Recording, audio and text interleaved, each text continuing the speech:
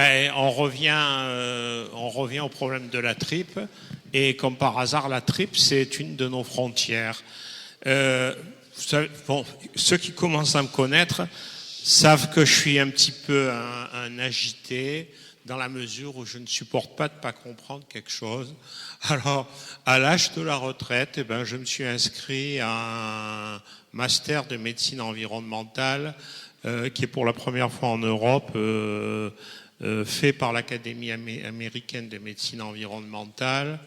Alors, je pensais que c'était pas mal ce que faisait notre environnement. Et les affirmations et les démonstrations que j'ai dans mes cours, c'est que 90% des pathologies sont considérées aujourd'hui comme d'origine environnementale. C'est quand même affolant. Et quand on commence à rentrer à l'extérieur de ce qui est dans nous, puisque je vous rappelle, le schéma toricaire, on sait enrouler autour de notre tube digestif pour le contrôler, on commence à s'apercevoir de ce qui se passe et qu'une grosse partie de ce que nous absorbons peut être à l'origine d'un tas de troubles physiologiques et d'apparition de pathologies, mais aussi de ce que nous respirons.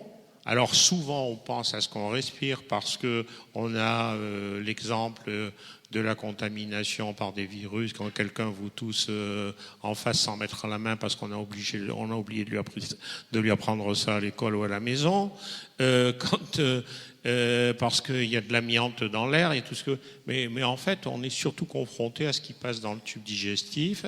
Il ne faut pas oublier que 80% des cellules immunocompétentes sont dans la muqueuse intestinale et que souvent les pathologies respiratoires ne sont que la traduction d'un trouble digestif. On est en train d'oublier tout ça. Donc, voilà.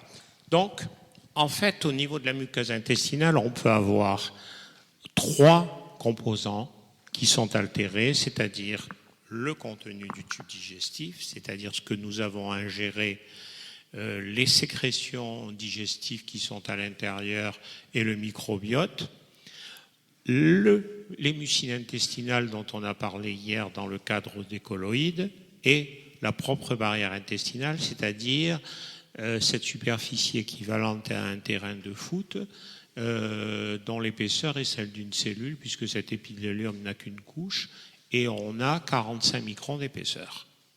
Et c'est ce qui nous sépare du monde extérieur qui est le contenu du tube digestif. Le contenu, lui, est composé essentiellement de fragments et de déchets alimentaires des différentes sécrétions digestives du microbiote ou flore intestinale. Les sécrétions, bien sûr, on a les sucs gastriques, le suc pancréatique, la bile, avec tout ce que ça contient, suc biliaire, acide biliaire, et bien sûr les fragments et les déchets. Le problème des fragments, lui déjà, c'est très particulier et vous allez voir qu'on commence à rentrer à ce moment-là dans les pathologies qui sont souvent des pathologies par insuffisance.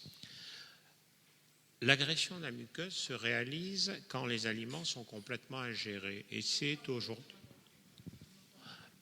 L'agression de la muqueuse se réalise quand les aliments sont complètement ingérés ou digérés.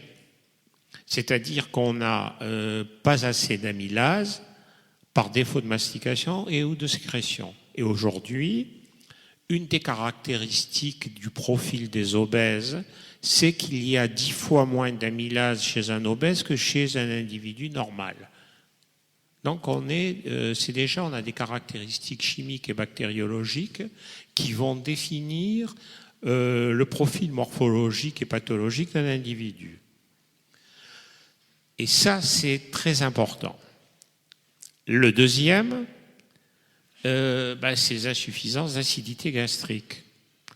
Le non-respect du pH gastrique en fonction de l'heure, il n'y a rien de plus aberrant que de voir les gens se précipiter sur un jus d'orange qui a un pH 5 pour leur petit déjeuner, alors que le sucre gastrique est à 2 et qu'en fait, ils sont en train de bloquer le processus avec lequel l'acide gastrique est en train, premièrement, de fragmenter les aliments qui ont commencé à être digérés par l'amylase et, deuxièmement, à désinfecter le bol alimentaire. Et aujourd'hui, je ne sais pas si c'est le cas en France, mais je pense qu'on est dans la même situation qu'en Espagne. L'industrie pharmaceutique a trouvé un concept de marketing qui est absolument extraordinaire, qui est celui de protecteur gastrique. Et en Espagne, 50% de la population aujourd'hui est sous IPP, sous inhibiteur de la pompe à protons. 50% de la population. Et 80% sous statine. Bon, il y a les deux mamelles de l'industrie pharmaceutique, pour continuer dans l'agricole, qui sont là, et on se trouve en fait, la première chose que l'on a, c'est tout simplement une prolifération de champignons chez ces individus, puisqu'on a déjà au départ de la digestion un déséquilibre au niveau du pH. La deuxième chose, c'est qu'on a oublié ce qu'on m'avait appris quand j'étais jeune, c'est qu'on a autant de gastrite hypergastrique qu'hypogastrique. Donc si tu donnes un IPP et que tu bloques la sécrétion d'acide, tu ne fais qu'aggraver le 50% qui a une gastrite hypoacide. Donc à ce moment-là, il y a un test très simple que vous pouvez faire.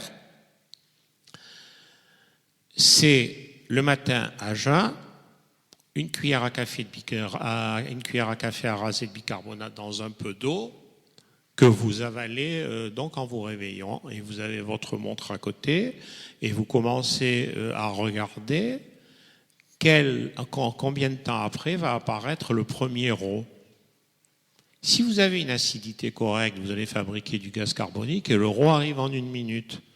Si votre RAW arrive après 3 minutes et demie, 4 minutes, c'est que vous avez une insuffisance de sécrétion acide et qu'il ne faut surtout pas prendre quelque chose qui va bloquer l'acidité de votre estomac, mais à ce moment-là, avant les repas, de lui fournir de l'acide pour que vous puissiez digérer.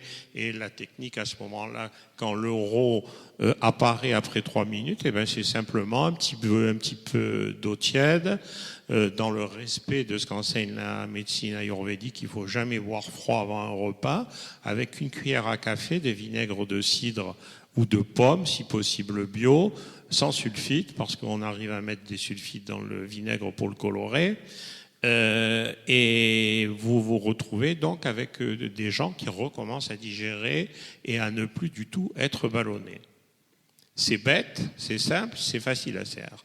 Cuillère de bicarbonate dans un petit peu d'eau, contrôle du moment où apparaît le premier RAW.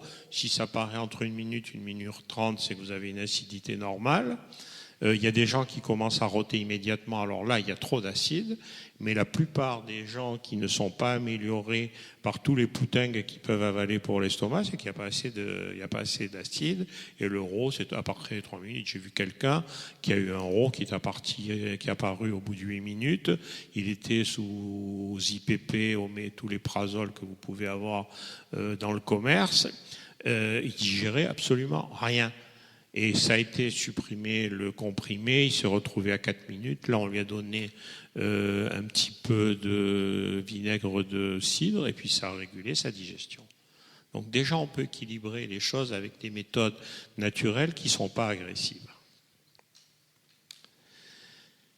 Les insuffisances de bile et de sucre pancréatique sont connues, faciles à compenser. Il y a tout un tas de produits comme le fumeterre, l'Audibile, etc. Et il ne faut surtout pas oublier les enzymes digestives qui sont produites par le pancréas.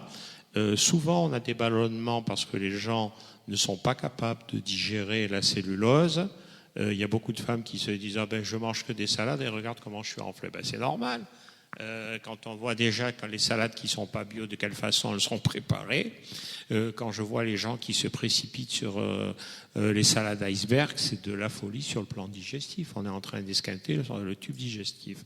Alors, un des trucs qu'il faut savoir aussi que je vous livre, et ça c'est là encore plus de près de 40 ans d'expérience, c'est que quand on a des déficiences de sécrétion pancréatique avec ces ballonnements, beaucoup de gens ont une insuffisance exocrine avant d'avoir une insuffisance endocrine et de commencer leur diabète de type 2 quelques années après.